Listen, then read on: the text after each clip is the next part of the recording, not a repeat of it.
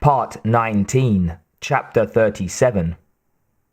The crisis management team was back in the situation room, reviewing the psych profiles of Hale and Deakins, when the phone rang beside General Creeley. He answered it, listened, and then hung up. All he'd said was, "Hello?" and "Send them through in half-minute intervals." "We've got the pictures," he said, as the wide-view bird's-eye thermal image of rocky terrain from the National Reconnaissance Office filled the computer screens. Conversation about how quiet and secretive Hale seemed, and how gregarious and outgoing Deakins was tabled as Creeley rose. "This is the KH-12 satellite's infrared view of the crash site," he said. "Now, an exposed nuclear core would be relatively hot, of course. It'd show here as a circle of bright white. As you can see, there's nothing." He waited for the second picture to pop on, as if this were a slideshow. It was another bird's-eye view, this one with 4 dull red blotches. "The only heat signatures we found were these," he said. He raised his eyes from the screen and looked slowly around the table. "We think it's Colonel Rhodes and his men. Their bodies. Living targets are brighter." Chairman Dreyfus and Baird exchanged looks. Baird nodded.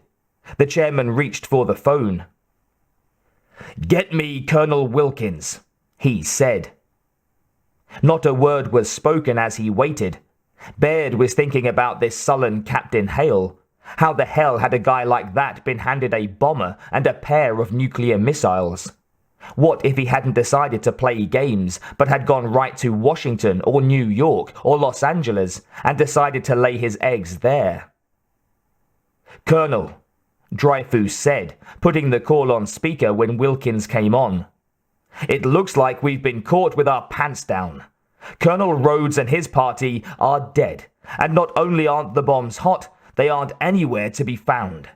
We're going to need an S&D squadron out there, fast."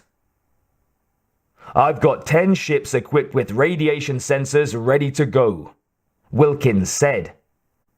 "Nest is out of the plane and in the chopper, and they'll be on the scene in less than an hour." "Good," Dreyfus said. "Tell your team that I want the pilots of the B-3 brought back here if possible. Tell them I want that very, very much." "Yes, sir," Wilkins said and hung up. Baird looked at Dreyfus. "I'm going to have my people make sure there aren't any reporters sniffing around this yet," he said. "This isn't how we want the president to find out." Dreyfus nodded. "If not, I'd still rather not wake him, especially knowing as little as we do about this damn thing." "Right," said Dreyfus. He turned to Creeley and Schneider. "You gentlemen better change the flight assignments of your other pilots, just in case there's more than one crew involved in this." Both agreed. Baird looked at the last photograph, which was still on the screen. Hale, or whoever, had not hesitated to kill 4 people. As horrible as that was, he knew it was nothing compared to what he might be facing before this day was through.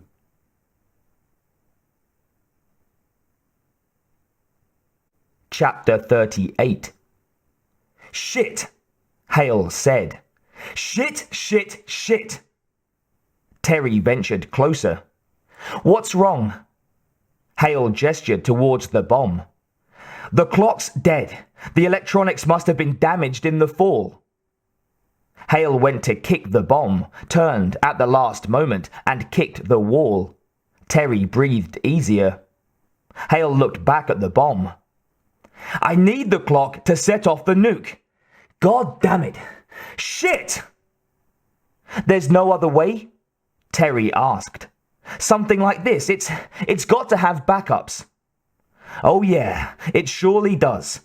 I could set it off manually, but I'd rather not do that." "Then I guess we have no choice. We have to go back to the shaft and get the other nuke." Hale took the flashlight from her and shined it around in the tunnel. There really isn't time for that. Freaking Deke'll be here breathing down our hot little necks soon. He shined the light on the ceiling and on the walls. Eye bolts had been screwed into the crossbeams. He lingered on them for a moment. Maybe there's another way, he said. Like what? Hale looked at her. I'm gonna need your belt and one of your socks. She looked pained. My belt and... A sock, Hale said, and quickly. Reluctantly, wondering how much more of this crap she could possibly take, Terry undid her buckle and whipped off her belt, then removed a shoe. Why couldn't we use one of yours? She grumbled as she ripped open the laces and tugged off the sock. Because mine have holes in them, he said, as he took the sock, squatted on the floor, and began filling it with sand.